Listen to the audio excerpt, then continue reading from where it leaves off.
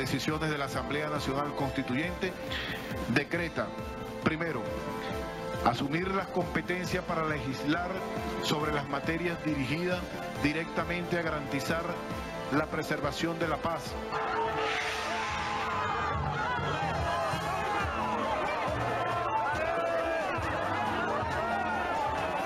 Milhões e milhões de brasileiros que têm conversa política e que não aceitam mais o retrocesso. As situações mais preocupantes a nível nacional, tendo em conta que os restantes incêndios que estavam ativos ao longo... Buenas noches, los saluda Josefina Townsend, bienvenidos a TV Pro Mundo. Hoy nos acompaña Francisco Belaunde, como todos los viernes. ¿Qué tal, Francisco? ¿Cómo estás? Comenzamos en España. Moussa Oukabir, el terrorista que arrolló con una furgoneta, una van, a la multitud que paseaba por la Rambla de Barcelona, es uno de los atacantes abatidos horas después en la ciudad de Cambrils. Autoridades y ciudadanos de a pie se unieron hoy para rendir homenaje a las víctimas y decirle no al terrorismo. No tengo miedo es la frase que ha roto el silencio este viernes para conmemorar a las víctimas de los atentados en Cataluña. Un grito al unísono que intenta ser una voz de esperanza para la comunidad internacional y los oprimidos por el yihadismo. ¡Joder, tío! Al atentado de la Rambla se sumó el ataque en la ciudad de Cambrils, en la costa de Tarragona, al sur de Barcelona. En este murió una mujer y 5 presuntos terroristas fueron abatidos, entre ellos Moussa Oukabir, de 17 años, el posible conductor de la furgoneta que mató a 14 personas en la Rambla y otros 3 sospechosos de participar en este atentado. Para la policía, los 2 ataques mortales del jueves habían sido planeados durante mucho tiempo en la zona de Alcanar. En esa área, una casa estalló antes de la medianoche del miércoles. Hoy tenemos ya la certeza de que 3 de ellos, en concreto, han sido identificados y los vinculamos directamente con esos hechos anteriores, digamos, con el grupo de personas investigadas en relación a la explosión del piso de Alcanar, la residencia de Alcanar, y los alquileres de los vehículos que aparecen en Pla de Manlleu, que aparecen en Ripoll y el vehículo del atentado de Barcelona. Antes de la medianoche hora de España, las autoridades policiales informaron que entre los muertos de Cambrils también está Yohannes Abouyacoub, un joven marroquí de 20 años que vivía en la ciudad de Ripoll, Girona, y a quien estaban buscando por participar en los ataques de la víspera. Y desde el punto de vista policial, pues el objetivo es esclarecer los hechos que se han producido, detener a los criminales a la mayor celeridad posible y tratar de evitar que en el futuro se puedan producir acontecimientos tan tristes y tan dramáticos como los que hemos vivido. En España, las banderas han estado a media asta en todos los edificios oficiales. Los legisladores en Madrid también se unieron al minuto de silencio para conmemorar a los muertos y heridos en los atentados del jueves. Pero Barcelona no tiene miedo y este viernes la gente ha vuelto a la Rambla para dejar flores y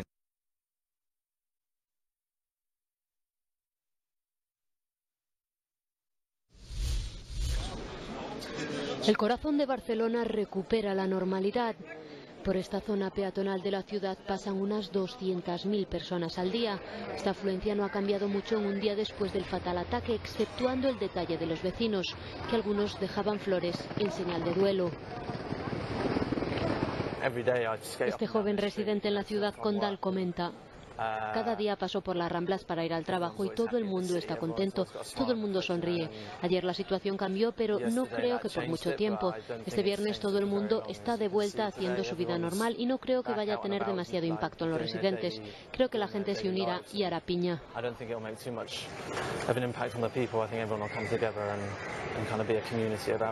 Un lugar concurrido que también visitan muchos veraneantes. Entre enero y mayo de este año, Cataluña recibió 6,6 millones de turistas extranjeros. Y los atentados de Barcelona también han provocado que ultraderechistas aprovechen los acontecimientos para expresar su rechazo contra los migrantes y musulmanes que viven en España. La manifestación fue en el Boulevard de la Rambla. Por el lado contrario, un grupo de antifascistas también protestó y aunque no hubo incidentes de gravedad, sí se reportó una confrontación entre algunos manifestantes. ¡Para fascistas! ¡Y para fascistas!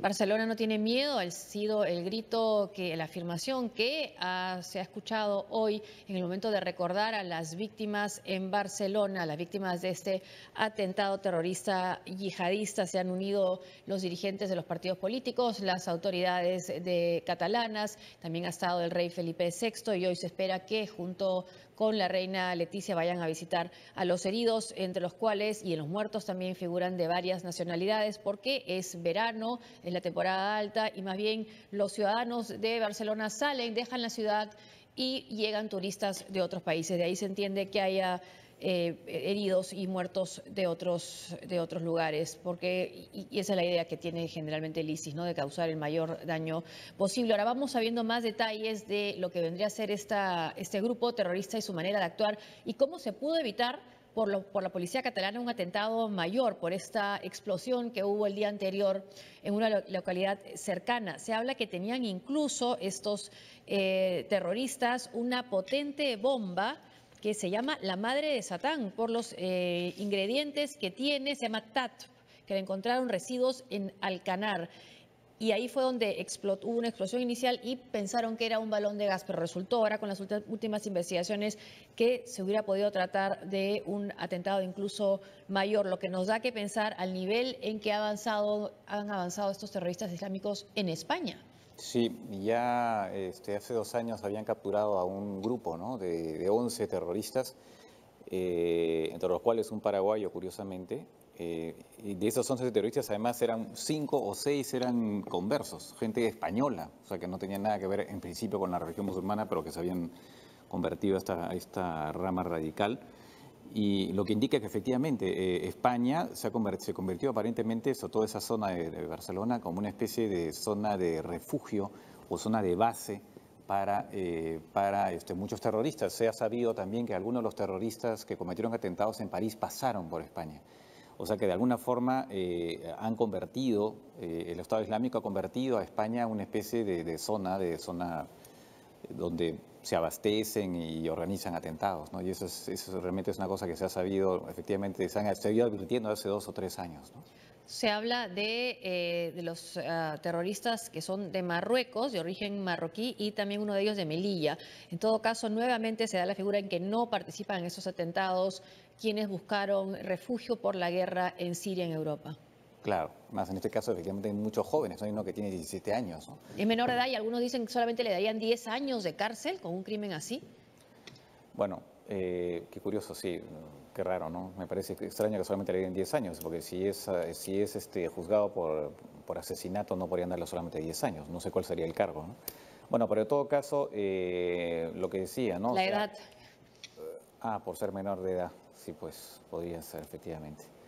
En todo caso, lo que sí de muchos especialistas, por ejemplo, estaba leyendo un artículo en el Haaretz de Israel, donde decían que España sí tiene una policía mucho más preparada, un poco por lo que decíamos ayer, ¿no? Para el tema del terrorismo, porque ha tenido la experiencia de la ETA, ¿no? Y que se han ido adaptando y que han reaccionado muy bien al atentado.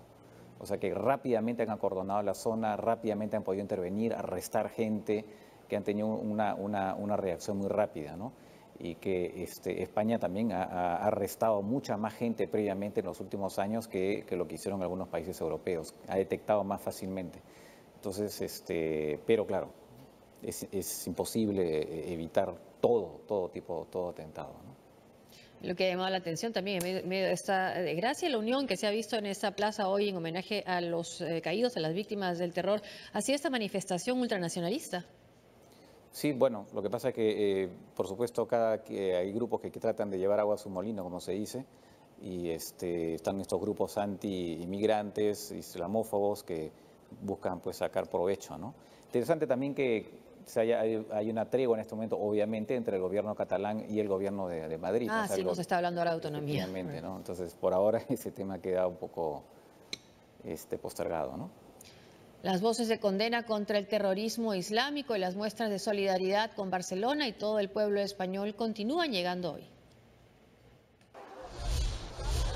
De París a Nueva York, los principales monumentos y edificios del planeta se unieron al duelo mundial por las víctimas de los atentados en España. En Nueva York, el One World Trade Center se iluminó de rojo y amarillo, mientras que en Francia, la Torre Eiffel se fundió en la penumbra, en una de las noches más oscuras de los últimos meses.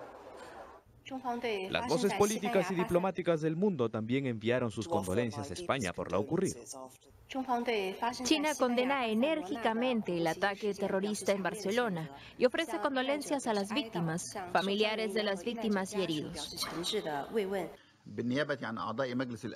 En nombre de los miembros del Consejo de Seguridad, quisiera condenar en los términos más enérgicos el atentado terrorista inconcebible perpetrado en Barcelona contra civiles inocentes.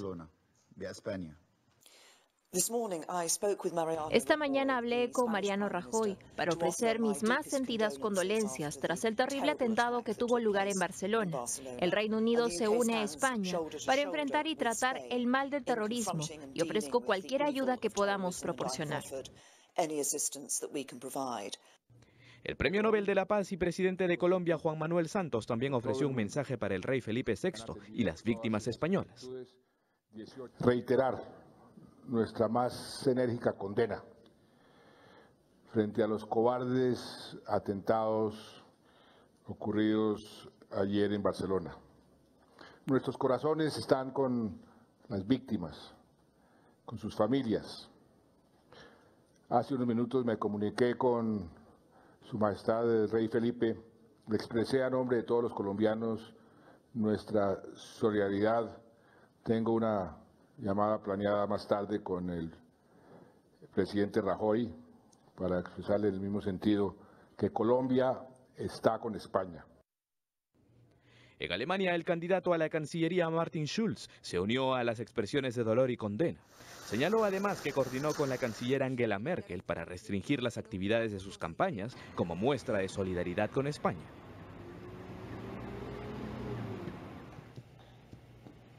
Antes de su sesión de entrenamiento de este viernes, el Club Barcelona, los jugadores del Barça, guardaron un momento de silencio en honor a las víctimas de los atentados en España.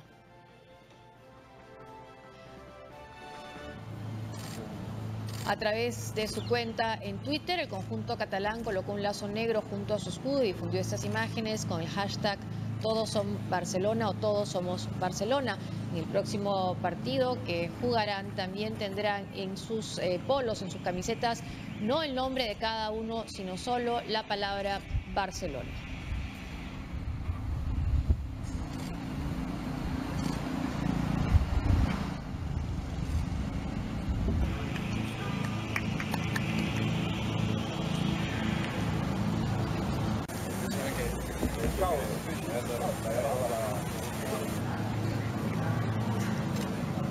Con respecto a la planificación de este atentado en Barcelona, o esos de los dos atentados en España, que ha sido en Barcelona y en Cambrils, donde fueron abatidos los terroristas por una policía mujer y de parte de la policía catalana de los Mossos de Escuadra.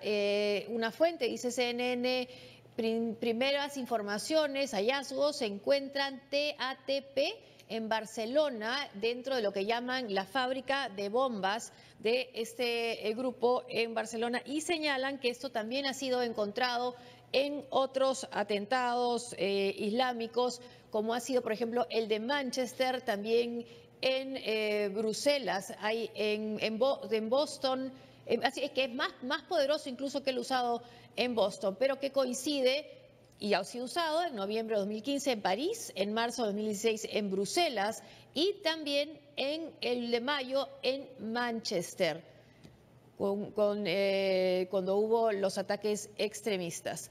Bueno, se va armando entonces una escena de cómo coinciden entonces en algunos métodos, bueno, por supuesto en el usar un automóvil, pero además también el tipo de explosivo que aparte pensaban usar, como una camioneta bomba probablemente. Sí, claro, y por eso se dice que hubiera podido ser mucho peor, ¿no? Que por suerte hubo esta explosión, o sea, además se dice efectivamente en el artículo, ¿no? Que es una bomba que puede ser muy inestable y que puede explotar si es que hay algún error, un mínimo error al momento de prepararla, ¿no? Y si no hubiera sido porque explotaba, eventualmente habría sido mucho peor el atentado. Se hubiera cometido un atentado mayor todavía, ¿no? Y a menos de 24 horas de los ataques en España, en Finlandia, un caso de apuñalamiento múltiple dejó 2 muertos y 6 heridos. La policía detuvo al atacante tras dispararle, aunque no se ha determinado su relación con grupos terroristas. La apacible ciudad de Turku, en Finlandia, se quebró por la tarde. Este video captó los instantes del apuñalamiento múltiple. Varias personas huyeron despavoridas tras lo ocurrido. Según las autoridades, una persona fue detenida, aunque su vinculación con grupos terroristas no ha sido determinada. Estamos investigando este asunto, pero no podemos dar todos los detalles. No podemos confirmar la identidad de esta persona. El Servicio de Inteligencia de Seguridad está investigando si este hombre tiene antecedentes. Los servicios de seguridad elevaron el nivel de riesgo de atentados en el país tras este ataque. La zona fue evacuada y acordonada mientras duren las indagaciones. Líderes europeos como el primer ministro belga, Charles Michel, y el presidente de la Comisión Europea, Jean-Claude Juncker, expresaron su pesar por las víctimas e hicieron votos por la unión frente al terror. Por la noche, decenas de personas colocaron ramos de flores en la principal plaza de Turku para conmemorar a sus muertos. En esta nota conozcamos cuál ha sido el impacto de los atentados en los mercados financieros y en especial en los relacionados al sector turístico español. El terrorismo sacude a los mercados. La Bolsa de Madrid ha arrancado en números rojos con todos los valores del IBEX 35 a la baja. Una tendencia que se ha extendido al resto de plazas europeas con caídas en torno al 1% en los principales índices. Las compañías vinculadas al turismo como IAG, AENA o Meliá son las más perjudicadas. Los inversores temen que se repita en España el lastre que dejaron previos atentados en otras ciudades europeas como Londres o París, que han visto desplomarse su cifra de turistas e ingresos en casi 2 millones de personas al año. Para la economía española, que empieza a levantar cabeza tras años continuados de crisis, el sector turístico es vital, ya que representa el 11,5% del PIB.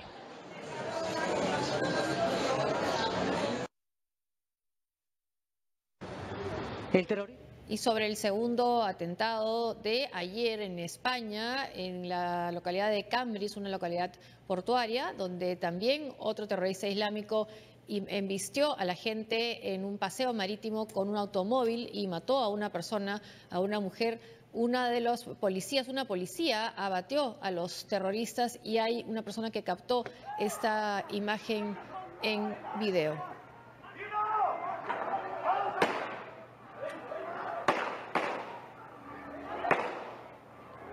Ha sido un tiroteo en Cambrils, donde también se usó la misma práctica macabra de atropellar con una camioneta. Es un video de la noche de ayer, de la madrugada en realidad, porque fue pocas horas después del atentado en Barcelona vino este ataque en Cambrils, donde fueron abatidos los terroristas y se cree que uno de ellos fue el que atropelló a 13 personas en Barcelona y luego dejó la furgoneta y salió corriendo desarmado. Se cree que tenían chalecos con explosivos, pero que eran falsos. Ha sido el tiroteo entonces y el enfrentamiento de la policía con los terroristas en Cambrils, una localidad portuaria al sur de Barcelona. Una pausa y al volver. La constituyente de Maduro disolvió en la práctica al Parlamento. Además, el todopoderoso consejero de Trump quedó fuera de la Casa Blanca.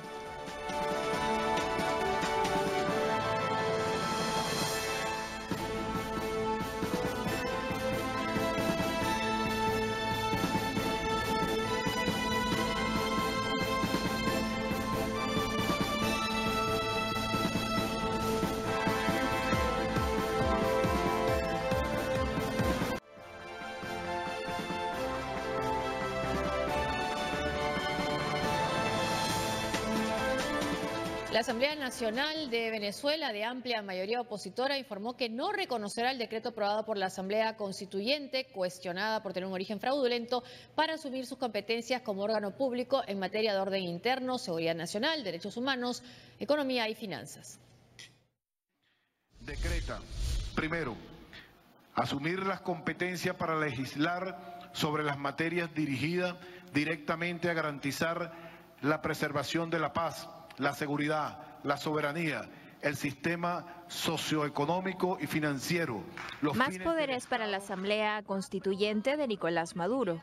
Este viernes, en su sesión regular, los asambleístas aprobaron un decreto que les permite asumir las funciones legislativas del Parlamento de mayoría opositora.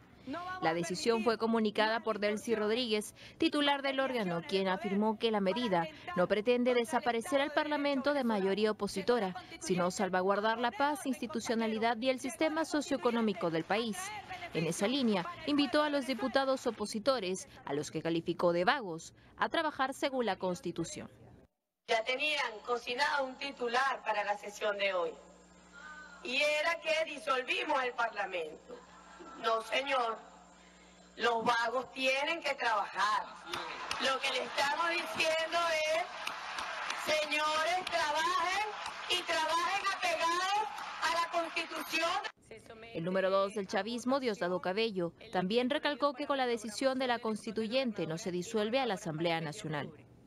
Invitó a la Asamblea Nacional Constituyente, no vinieron, y ante esa ausencia y conociendo todos los antecedentes, la Asamblea Nacional Constituyente toma la decisión, sin menoscabo para nada de las funciones que tenga la Asamblea Nacional. La Asamblea Nacional sigue existiendo. En principio, la Junta Directiva de la Asamblea Nacional se negó a asistir a la sesión de la Constituyente por considerar que la invitación es una forma de atemorizar a los detractores del régimen. Que nosotros asumamos ese lenguaje como si existiese esa institución. Es lo que hay, es una persecución y listo. O sea, aquí no, la Constituyente, primero, no es legal, y segundo, no tiene ninguna competencia, si existiese, para darle inmunidad a nadie. Eso lo puede hacer solamente la Asamblea Nacional. Eso es una vil persecución política. Conocida la medida de la Constituyente, la Asamblea Nacional desconoció el decreto y a través de las redes sociales convocó para mañana una sesión en el Palacio Federal Legislativo, en donde se reunirán con el cuerpo diplomático acreditado en el país. Quien también ha repudiado la decisión de la Constituyente y la ha calificado de golpe de Estado ha sido el secretario general de la OEA, Luis Almagro, que convocó a una reunión extraordinaria del Consejo Permanente de la OEA por la crisis en Venezuela.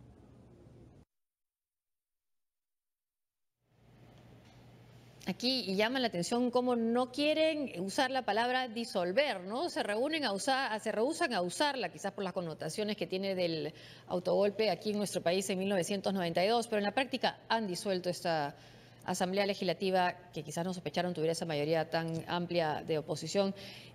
Y además la han disuelto en la práctica porque hace mucho tiempo que no las consideran en desacato y que no puede ejecutar esta Asamblea ninguna de sus decisiones. Sí, en el fondo ya estaba disuelta hace mucho tiempo, pero claro, ahora le han dado ya no es el Tribunal Supremo de Justicia, sino es esta Asamblea Nacional Constituyente.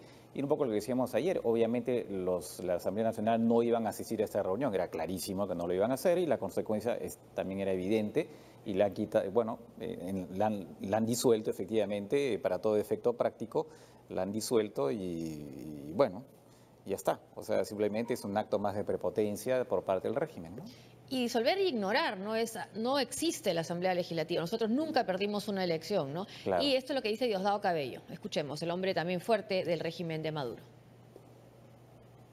La Asamblea Nacional y asumir la función de la Asamblea Nacional. ¿Qué diferencia? No, fíjate, voy a tratar de ponerlo con varios ejemplos. Sobre todo a nivel internacional, que no entienden mucho. Si se disolviese la Asamblea Nacional, los diputados y las diputadas dejarían de existir y ya no serían diputados, ¿no? Ellos siguen siendo diputados y diputadas. Si se disolviese la Asamblea Nacional, nosotros no estaríamos haciendo un decreto como este, donde dice que asumimos solo funciones. La Asamblea Nacional sigue, ellos podrán reunirse las veces que quieran, quienes fungen con esa directiva que no es legal se han reunido y pueden seguirse reuniendo con quien ellos quieran. Pueden opinar como ellos quieran y pueden seguir opinando inclusive como Asamblea Nacional. Lo que nosotros no podemos permitir que una Asamblea Nacional paralice el Estado. Lo que nosotros no podemos permitir es que una persona que dice llamarse presidente de la Asamblea Nacional dirija comunicaciones a países del mundo y a bancos del mundo para que Venezuela no es que no solo reciba crédito, sino que no le permitan pagar teniendo la plata, teniendo los recursos, teniendo los dólares, no le permitan pagar las responsabilidades que tenga el Estado venezolano. Eso lo ha venido haciendo una Asamblea Nacional que está trabajando, repito, para la tesis del Estado fallido. Podrán seguir reuniéndose las veces que quieran, pero claro, nunca podrán dar una ley que tenga fuerza de ley. Claro, además el hecho, estarían opinando, o sea, básicamente será una reunión de gente que opina. Bueno, por eso que yo sigo pensando que en paralelo se vayan a participar la oposición en las elecciones regionales, me parece, en fin. La última información que tenemos sobre la fiscal, según la Asamblea Legislativa, sigue siendo la fiscal, pero bueno, ha sido sustituida por un nuevo fiscal nombrado por esta Asamblea Constituyente. Bueno, la fiscal Luisa Ortega ha dado declaraciones hoy a una reunión de procuradores en México. Habló de la corrupción de Odebrecht y de Nicolás Maduro en esta conferencia, lo hizo por teléfono. Pero luego, según la corresponsal de Univisión en Venezuela, se ha informado que Luisa Ortega está en Colombia. Veamos lo que ella informó en su cuenta de Twitter. ¿Lo tenemos acá? Elia Angélica. Tenemos la nota entonces, veamos. Luisa Ortega, la fiscal general que la constituyente destituyó por hacer frente a las políticas de Nicolás Maduro, atribuyó la persecución sistemática contra su esposo, el diputado Germán Ferrer, y otros fiscales, debido a las investigaciones por corrupción que la fiscalía inició en torno al caso de la firma brasileña Odebrecht y que involucran al mandatario chavista. 64 fiscales nacionales especializados en corrupción se les dictó prohibición de salida del país. Y todo esto tiene mucho que ver con la investigación de Odebrecht. Y eso los tiene muy preocupados y angustiados, porque saben que tenemos la información y el detalle de todas las operaciones, montos y personajes que se enriquecieron. Y que esa investigación involucra al señor Nicolás Maduro y a su entorno. En un enlace telefónico durante la cumbre de procuradores y fiscales generales de América Latina que se realizó en la ciudad mexicana de Puebla, Ortega Díaz advirtió que cualquier información remitida al Ministerio Público sería usada para fines contrarios e incluso para atentar contra la fuente de esta denuncia. Las declaraciones de Luisa Ortega se dan después de que el nuevo fiscal general, Tarek William Saab, la acusara de ser la autora intelectual de las muertes ocurridas durante la oleada de protestas contra el gobierno. La considero la autora intelectual de cada uno de los muertos y heridos que ocurrió a partir del 1 de abril. Días antes, el SEBIN allanó la vivienda de la ex fiscal en Caracas, luego de que la constituyente acusara a su esposo, el diputado Germán Ferrer, de liderar una red de extorsión. Con el aval del Tribunal Supremo se autorizó inmediatamente su captura antes del retiro de su inmunidad parlamentaria. No tenemos duda que el señor Germán Ferrer reúne, no voy a decir los méritos, no, el prontuario suficiente para que su inmunidad parlamentaria sea allanada de manera inmediata y sea sometido a la justicia venezolana. El diputado Ferrer es acusado de integrar una red de extorsión dentro del Ministerio Público y de tener cuentas millonarias en las Bahamas. Tanto el paradero de él como el de su esposa es desconocido. Y actualizando esta nota, lo que comentábamos hace un instante, Univisión y ahora también los medios colombianos, la prensa colombiana está informando que Luisa Ortega ya está en Bogotá, ya está en Colombia. Esta es la información del Tiempo. Ex fiscal de Venezuela, Luisa Ortega, llegó a Bogotá, huyó de Venezuela en una lancha rápida hacia Aruba y desde ahí tomó un vuelo a Colombia. Ha llegado con su esposo, el parlamentario, quien le veíamos a Diosdado Cabello criticando y acusando de tener prontuario. Ha llegado a las 3:30 de la tarde este viernes a Bogotá, según confirmaron el Tiempo, fuentes del gobierno colombiano, una información que ya había dado Univisión de esta salida en lancha, además, hacia Aruba, de la fiscal cuyo paradero no se conocía, e incluso hemos tenido esta información de ella por vía telefónica, esta reunión de fiscales en México. Bueno, ahora ya se sabe que ha llegado a Colombia, buscará asilo al parecer, dice el Tiempo, y llegó acompañada por su esposa y por otras personas que trabajaban con ella, Yoconda del Carmen González Sánchez y el fiscal anticorrupción Arturo Vilar Esteves. Pasamos a otro tema. Los cambios continúan en la Casa Blanca. Otro miembro del círculo más cercano a Donald Trump quedó fuera del poder. All Hasta hoy fue uno de los más poderosos de los Estados Unidos, pero el presidente Donald Trump le ha bajado el dedo al ultraderechista Steve Bannon, su jefe de estrategia.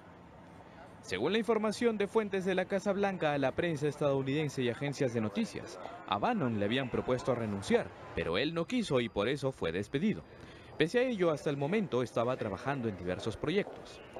Pero la versión de The New York Times contrasta con la anterior, puesto que personas cercanas a Bannon aseguraron que renunció el 7 de agosto y la salida iba a anunciarse esta semana, aunque la información se retrasó debido a los incidentes ocasionados por los ultraderechistas en Virginia. Esta semana Bannon enfureció a la administración por decir en una entrevista a Prospect.org que Estados Unidos está en guerra económica con China y que Washington está perdiendo la pelea. China había respondido así. Una guerra comercial no sirve a los intereses de ninguna parte, ya que la lucha en una guerra comercial no producirá ganador. Esperamos que las partes vinculadas dejen de ver asuntos del siglo XXI con una mentalidad del siglo XIX o XX. Por la tarde, el portal Breitbart News, de tendencia ultraderechista, anunció con bombos y platillos el regreso como presidente ejecutivo de Bannon, a quien llaman el héroe del movimiento populista nacionalista. Y para darnos una idea de los últimos cambios en el círculo más cercano del presidente Donald Trump, tenemos esta foto, bajas en el equipo de Trump. De esta foto, los únicos que quedan ahora son el presidente Donald Trump y su vicepresidente Mike Pence, a quien por supuesto no puede despedir. Está Reince Priebus, despedido el 28 de julio por acusado de filtraciones en la Casa Blanca. Steve Bannon, despedido justo el último, el más reciente. Diferencias con el equipo, bueno, es un tema que ya ampliaremos en un instante. Sean Spicer, que se hizo muy conocido, incluso era una estrella de los programas cómicos, su imitadora. Melissa McCartney renunció el 21 de julio. Por diferencias con el que después jefe de comunicaciones Scaramucci, que también salió, que no estaba ni siquiera en la foto, y Michael Flynn, que sí renunció por un escándalo mayor, que es el escándalo del Russia Gate, que sigue siendo investigado. Ahora, en el caso de Bannon hay una cosa que también pone en cuestión un tema de ideología en la Casa Blanca, ¿no? Porque se dice que él ha perdido una batalla frente a los globalistas, ¿no? Sí. Él está más cercano al tema nacionalista de la base de Trump, y se habla de los globalistas como su hijo político, por ejemplo, Jared Kushner. Ahora, el tema es con la salida de Bannon, ¿va a cambiar esa visión de Trump después de lo que hemos escuchado en Charlottesville, o simplemente es una posición de Trump más allá de Bannon y ha perdido más bien un aliado en la parte de comunicaciones como es Breitbart News? Claro, pareciera que es una posición de Donald Trump mismo, ¿no? Él es un discurso que él ha tenido en realidad. No es solamente de ahora, ¿no? Siempre ha hablado digamos, de proteger a las empresas norteamericanas, o sea, no es un recurso realmente nuevo. Entonces, por ese lado, ahora justamente se está renegociando, en estos momentos se está renegociando el tratado con México y el tratado del TLC con México y Canadá, y Estados Unidos ha entrado con una actitud bastante agresiva a esta negociación. Entonces, no creo que la cosa vaya a cambiar mucho, pero efectivamente Bannon sí formaba, digamos, era el ultranacionalista, el ideólogo, ¿no? Digamos que le daba una coherencia ideológica a esto, pero eso no creo que vaya a significar necesariamente un cambio en cuanto a la actitud proteccionista de Donald Trump, ¿no? Pero es más que la actitud proteccionista en el caso de Bannon, ¿no? En el tema de Bannon, él ha sido director durante mucho tiempo de un sitio de ultraderecha como es Breitbart News, ¿no? No, evidentemente, además, me refería a la parte nacionalista, ¿no? Proteccionismo, pero obviamente es una persona que está ligada a la extrema derecha, eso es muy claro. Además, él está ligado incluso a grupos católicos integristas, ¿no? Y digamos, él promueve pues estas ideologías extremistas. Era una especie de nexo, ¿no? Entre Donald Trump y estos sectores, ¿no? Considera su base. Así es. Y tiene este sitio que fue importante en la campaña porque él fue jefe de campaña de Donald Trump, y él ha dicho ahora la Casa Blanca que pensamos iba a ser por la que ganamos la elección ya no será más, ha declarado, y el jefe, el que lo reemplazó en Breitbart News, apenas se enteró de esta noticia, dijo guerra. Esto es guerra.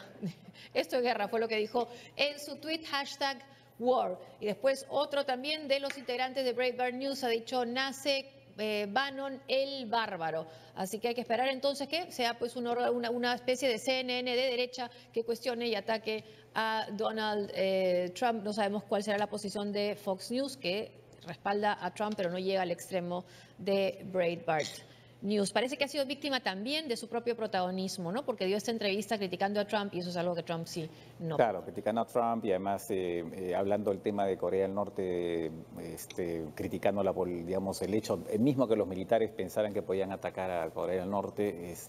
Fue una entrevista efectivamente que ya parece que fue la gota que hizo desbordar el vaso, ¿no? Y le molestó mucho también un libro que ha sido publicado donde casi se decía que la clave del triunfo de Donald Trump fue Steve Bannon. Claro. Entonces también no sumó a su favor. Y los integrantes de la administración Trump continúan tomando distancia de las declaraciones del presidente. Esta vez el secretario de Estado Rex Tillerson emitió un mensaje contra el racismo, prometiendo incluso hacer su sector racialmente más diverso. Es simplemente importante decir, a pesar de que creo que ya es bien comprendido y aceptado, estoy seguro, todos en esta sala, todos, sabemos que el odio no es un valor estadounidense. En ningún lugar es un valor estadounidense. Hacemos honor, protegemos y defendemos la libertad de expresión, derechos de la primera enmienda. Eso es lo que nos distingue de otros regímenes gubernamentales en el mundo y permite a las personas su derecho a la expresión. Aceptar el discurso de odio en cualquier forma y aquellos que lo abrazan envenenan nuestro discurso público y dañan al propio país que dicen amar.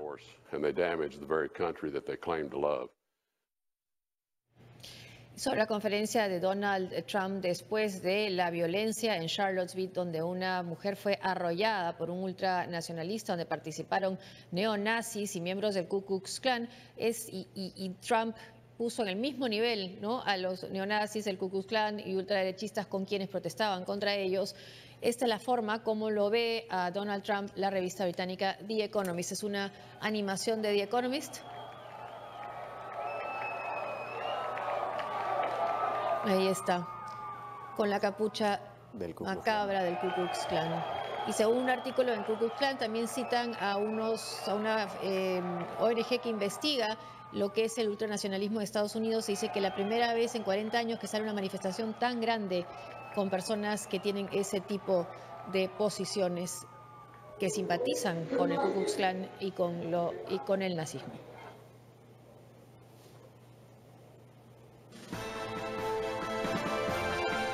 Una pausa y al volver Lula da Silva abona el terreno para su candidatura. Además, Portugal, estado de calamidad por incendios forestales.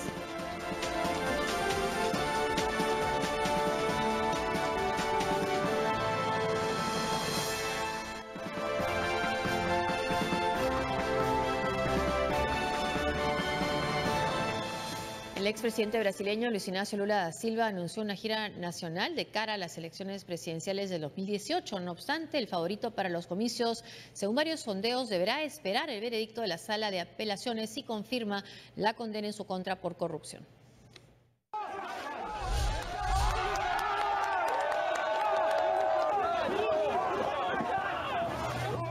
A pesar de que fue condenado a 9 años y medio por corrupción, el expresidente brasileño Luis Inácio Lula da Silva reapareció envalentonado y eligió la ciudad de Salvador de Bahía, ubicada al noreste del país, para anunciar una gira nacional, como preludio a las elecciones generales de 2018.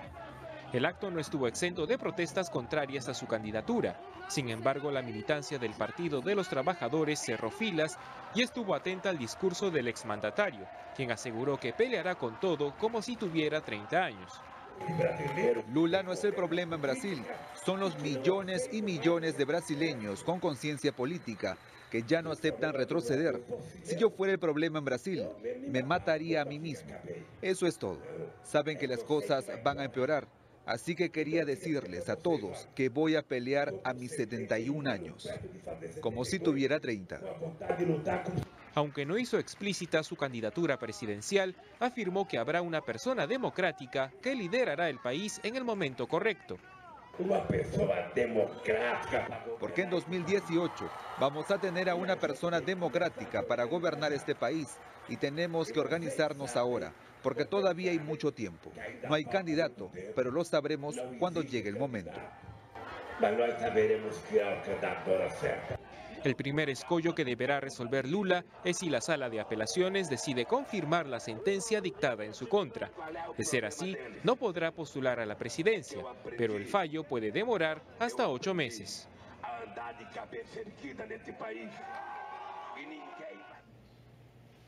Emilio Lozoya, ex jefe de la estatal petrolera mexicana Pemex y colaborador de confianza del presidente Peña Nieto, reiteró su inocencia y negó que existan pruebas en su contra tras ser involucrado en un presunto caso de soborno contra la empresa Odebrecht por un monto de $10 millones. Luego de comparecer ante la Fiscalía General, Lozoya afirmó que las autoridades solo disponen de notas periodísticas para basar las acusaciones en su contra. También indicó que durante su gestión solo obtuvo 2 contratos con la constructora brasileña que contó con la supervisión de la Secretaría de Hacienda. Además, la defensa de Lozoya anunció una demanda contra Odebrecht por daño moral. No existe un solo elemento de prueba o evidencias que acrediten que yo recibí dinero, ni de ellos, ni de nadie. Quiero ser muy claro en este punto. No existe prueba alguna, evidencia o elemento que sustente los dichos que pretenden involucrarme en esta situación. Estoy totalmente dispuesto a colaborar para esclarecer estas acusaciones falsas. En un momento en que la verdad está bajo ataque en muchas partes del mundo, solo los hechos pueden ser creíbles. Y los hechos, en este caso, son que jamás he tenido un comportamiento fuera de las normas, la ley y las reglas morales.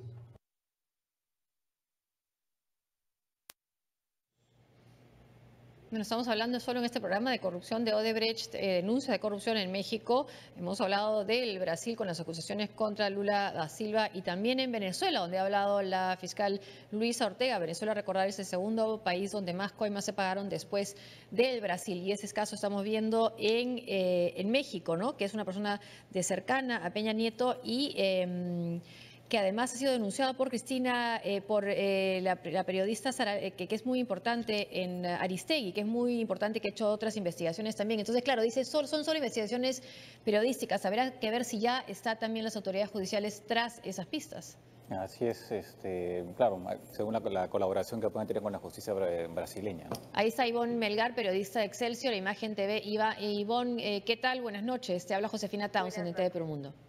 Buenas noches, un gusto saludarlos, Josefina. ¿Qué tal? Estamos escuchando al exfuncionario de la Petrolera Estatal de México decir que las acusaciones en su contra son solamente especulaciones periodísticas. ¿Es esto cierto? O en todo caso ya la Fiscalía está investigando sobre esas denuncias periodísticas. Ese es el punto. En México, a diferencia de Perú, de Brasil, de Guatemala, donde una Fiscalía independiente, autónoma, pudo al caso, investigar a los presuntos implicados y sacar conclusiones. En México todavía tenemos una Procuraduría General de la República que no se convierte en fiscalía, hay una reforma pendiente para concretarlo, y ahí empieza entonces la dificultad de la investigación. El actual titular de esa Procuraduría es Raúl Cervantes, muy cercano al presidente Enrique Peña Nieto, colaborador en su campaña, como lo fue en su momento el exdirector de Petróleos Mexicanos, Emilio Lozoya, ahora implicado. Y lo que tenemos es, al día de ayer, una conferencia de prensa muy bien manejada por Lozoya, muy bien manejada por sus abogados, señalando que la Procuraduría General de la República en México carece de un expediente con indicios, con pruebas, con señalamientos que documenten o que lo pongan en la sospecha de haber recibido sobornos de la empresa brasileña Odebrecht. Y hasta hoy hay, pues, en México una confrontación de mi palabra contra la tuya. La investigación de los periodistas del Laboratorio Quinto Elemento, en coordinación con O Globo, y la palabra del que se defiende y dice que han manchado su nombre, e incluso ayer anuncian que van a proceder una demanda por daño moral contra los funcionarios de Odebrecht que habrían involucrado a Lozoya. Tenemos en concreto un caso en el limbo donde el conflicto de interés está pues impidiendo que se pueda ir al fondo de la materia y investigar si efectivamente hubo recursos de la empresa constructora en la campaña presidencial de Peña Nieto y si fue Lozoya el conducto para recoger estos recursos. Se ha convertido en un caso personalizado con antecedentes de pleitos que tuvo también el funcionario con otros integrantes del gabinete de Peña, y queda en una confrontación de mi verdad versus la tuya. Incluso el abogado de Lozoya, un viejo lobo de mar, un ex procurador de la República, un hombre que conoce las entrañas de cómo se imparte la justicia en México, que sabe de las debilidades de esta Procuraduría, le pudo decir ayer al periodista que participó en esta investigación, a Ignacio González Reina, que por favor le suplicara, le entregaran a los abogados y a la PGR, a la Procuraduría General de la República, las pruebas que ellos tienen, las presuntas evidencias que ellos tienen, porque a la Procuraduría mexicana no ha llegado ningún documento que permita involucrar a Emilio Lozoya. De ese tamaño es hoy pues el hoyo negro que estamos enfrentando en el caso mexicano y los sobornos de Odebrecht. Y en eso coincidimos, Ivonne, porque aquí también la prensa ha conseguido más rápido documentos importantes para investigar sobre el caso Odebrecht y parece que la Fiscalía no va a la misma rapidez y todavía estamos esperando un documento clave que llegue desde Brasil. ¿Qué peso político tiene Lozoya y cuán presidenciable eso era? No es presidenciable, pero sí tuvo mucho peso político.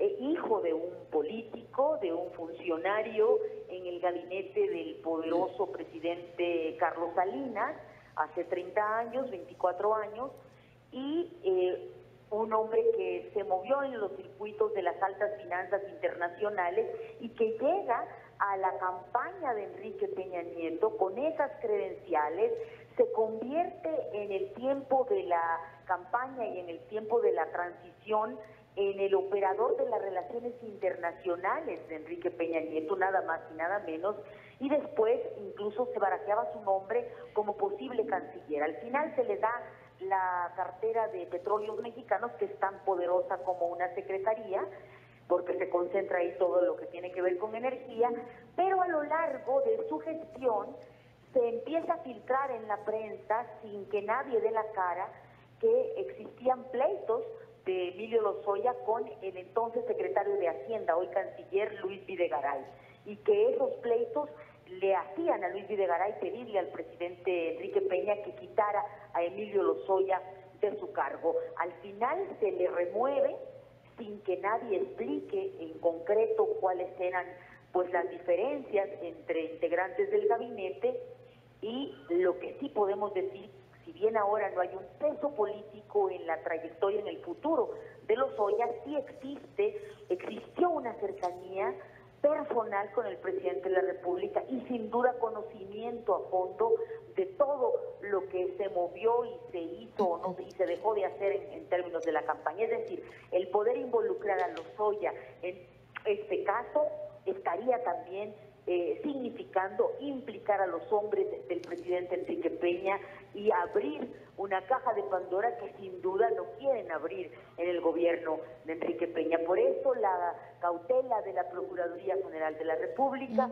y por eso pues la tardanza en solicitar la información necesaria ahora a Brasil y a Odebrecht. Ivonne, muchas gracias por estar con nosotros. Era Ivonne Melgar, periodista del diario Excelsior de México y de Imagen TV. Hacemos una pausa y al volver.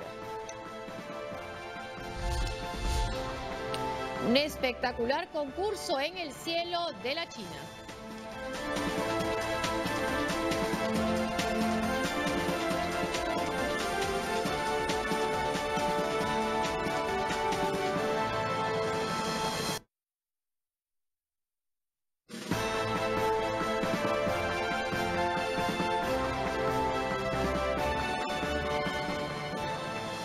Un gran espectáculo de globos aerostáticos se vivió en Xinyi, la capital de la prefectura de Xinjiang, en el sureste de la China. En el festival se pudo apreciar un despliegue de unos 30 globos gigantes y coloridos que pintaron la escena desde una zona montañosa.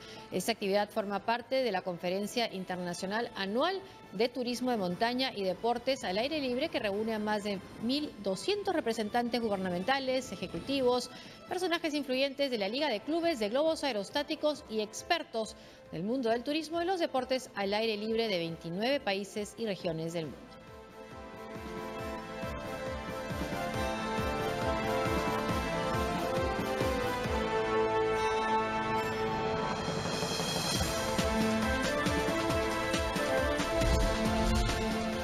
Jordania le dio la bienvenida a Dana, una leona que fue rescatada de una situación de abandono en Alepo, la ciudad siria devastada por la guerra civil. Dana, junto a otros 12 animales, fue trasladada a un zoológico de Herash, ubicado al norte de la capital Amán, y ahí pudo dar a luz a su cría, que ya goza de todos los cuidados, así como de los alimentos necesarios. Los especialistas de la ONG Four Paws, o Cuatro Patas, encargados del traslado de Dana, afirmaron que se espera que la leona alumbre más cachorritos.